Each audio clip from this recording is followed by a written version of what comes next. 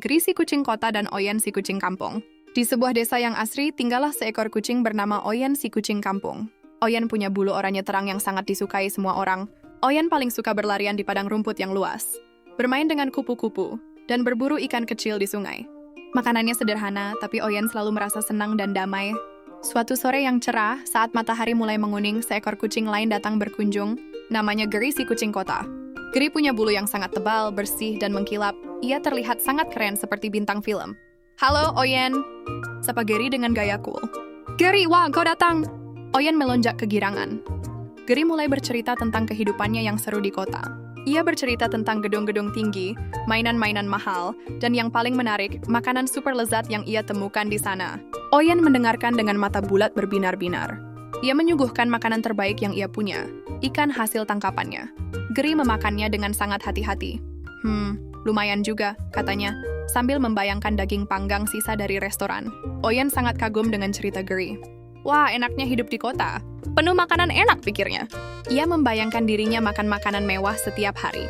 Malam itu, mereka tidur bersama di bawah pohon rindang, beralaskan jerami kering yang hangat. Oyen bermimpi tentang kota. Ia melihat piring-piring besar berisi makanan lezat, dan ia bisa makan apa saja yang ia mau. Saat ayam berkokok menyambut pagi, Geri berbisik, "Oyen, mau ikut aku ke kota?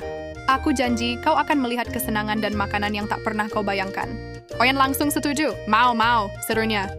Dengan penuh semangat dan harapan besar, dua bersaudara itu pun berangkat menuju kota yang ramai. Setelah perjalanan yang cukup jauh, sampailah mereka di sebuah rumah besar dan mewah.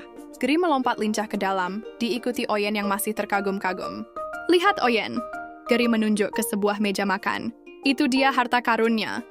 Di atas meja, ada banyak sekali makanan yang aromanya sangat menggoda. Ada potongan keju, kue-kue manis, dan daging panggang yang warnanya cantik. Oyen melompat ke kursi dan mulai mengendus-endus, siap melahap makanan enak itu.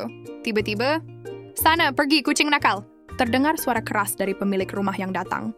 Seorang bapak mengambil sapu dan mengarahkannya ke Oyen. "Shoot, shoot!" Bapak itu mencoba mengusir Oyen dengan gerakan cepat. Oyen sangat ketakutan. Ia menjerit dan melompat turun, berlari kencang mencari tempat sembunyi. Jantungnya berdebar kencang. Ini tidak menyenangkan sama sekali. "Sabar, Oyen, bukan begitu caranya," kata Geri. "Di sini kita tidak bisa langsung mengambil. Kau harus bersikap manis dan memohon." Geri lalu menjelaskan rencananya. "Tunggu sampai mereka selesai makan. Lalu kau harus mendekat dengan wajah memelas, menggesek-gesekkan kepalamu ke kaki mereka, dan meong yang paling manis. Nanti mereka akan memberimu makanan." Oyen mencoba cara itu. Ia merengek manis dan menggesekkan badannya. Benar saja, penghuni rumah memberinya sesuatu. Tapi, yang Oyen dapatkan hanyalah tulang-tulang sisa dan remah-remah roti kering. Ia harus berebut dengan Geri untuk mendapatkan bagian kecil itu. Oyen merasa sedih dan kecewa. "Geri," katanya lirih, "aku memang melihat banyak makanan enak di sini, tapi hidupku tidak tenang. Aku hanya dapat sisa, dan hampir saja dipukul sapu." Oyen teringat padang rumput yang damai, sungai yang tenang, dan makanan sederhana tapi miliknya sendiri di desa. "Aku pulang, Geri," kata Oyen. Oyen pun bergegas meninggalkan kota yang ramai itu. Ia berlari tanpa menoleh, kembali ke desa tempat ia merasa nyaman dan aman. Mulai saat itu, Oyen kembali menikmati hidupnya yang sederhana. Ia tetap gembira dengan ikan kecil hasil tangkapannya dan damai di bawah pohon rindang.